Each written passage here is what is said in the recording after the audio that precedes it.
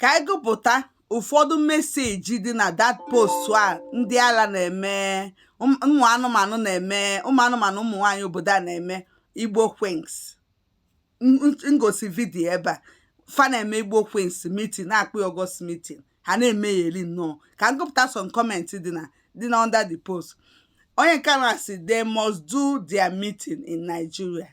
There is no tribe called Igbo in ebe n'obodo ụmụ anụmanụ. Also, there is no tribe called Igbo in South Africa, so they must do it in Nigeria. Iyotago anugo fanu as they claimed. Na manolo there. Anugo fanu as they claimed. Then there's obodo na mama visa free to buy. Obugodu visa free to buy. All the fees. Or they look I will say buy bia obodo. Fa will say buy because Nigeria tireti. Obodo obuna di all the obodo obuna easy ibata na buy. Carry anyị ibata na befa. So the for very easy. You will passport for cross or je buy jeje me meeting na. No onye no ase gi no nwolo a tribe no n'obodo a. No nwolo tribe called Igbo in South Africa. Fa susuru na ebe ani Igbo ebe anụrụ fa. Ebe Chinodi ochi Emeka ochi ụmụ anụmanụ kwụrụ ụgwọ isi nya na ebe a jeje emebe nonsense fa na-emesi Igbo ndị ala Igbo Queens. Okay, onye nke a na-asị nọ where there is a praise that is also where it is a praise written amakromi onye adekwede written that there is an Igbo tribe in South Africa, or you are just looking for what to say. You understand? Amami onye nke aderede ebe but fa zuzuru na ba Nigeria fa na Nigeria jeje me meeting fa or if ụfọdụ nke a na-asị those all is citing onye nke a na-asị I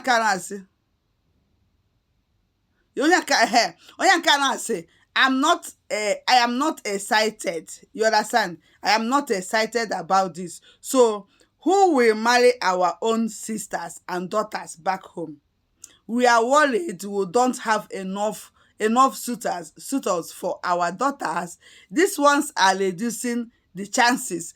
Please, as a rule, let each people marry their people. Correct? Because now I'm 5, ozugbo, n'ife idere ebe. I am not excited about this. So who will marry our own sisters? I don't know na ụmụazị jusie na Igbo na-achọ di adara afudi. Di akpụsara ebe a na-akakwuyali. A na-achọyali di ụmụazị 25 or 22 years. Je TikTok na. All social media, I see a match bet. For Bob Tassia, I am 25, I am 22. In a fear, or in a fear, in a fear. Oh, imagine, oge nke anyị anarapụta odo na ife na adịbere there is computer world apụta na apụtara like that. Anyị nwere ifele ịpụta kwupụta n'iro otu a sị na anyị na-achọ di. Ijidegodo phone nke iji si izie ị na-emegodo call ị na-eme na-ezi ezo. Mankara ha na-apụta si na efere mba ụwa na-asị na fa na-achọ di 22, 23, 20 si na fa na-achọ di ekposala ebe a na-ana n'iyi mbụ ndị ala ifugie onye na-asị na ọ dịle excited about this na enwe dị ka o si dị excited about this. So who will marry our own sisters and daughters back home? Who will marry my daughters? Who will marry them? I have them a lot, beautiful girls. Who will marry them? Nobody. Osi, we are worried we don't have enough suitors for our daughters. These ones are reducing the chances. Yeah. These ones are reduce the chances of please, as a rule, let each people marry their own people. Iboni bokwulu. Nala pun all in the Bible. Iboni bokwulu. This one see nothing special about selling citizen in SA. When a man marries you, they have to take you to their home. Yes, finish. Nothing special about selling citizens.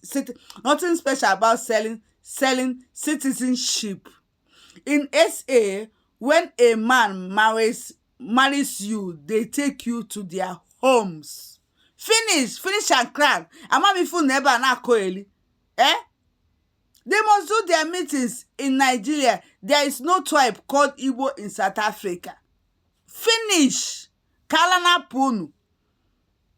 Unu nọrụ na ụnọ na-anaba ya nọrụ ya na-ekuru na-eme meeting na coordinate ndị ala nwụrụ anwụ enwe fefa pasta na CCP ọkụka fa pasta na emerụfa kwensi yenwe abụ m Tibongile Ngozi anya nekwaghị biko pụọ n'ụzọ ka nlele anya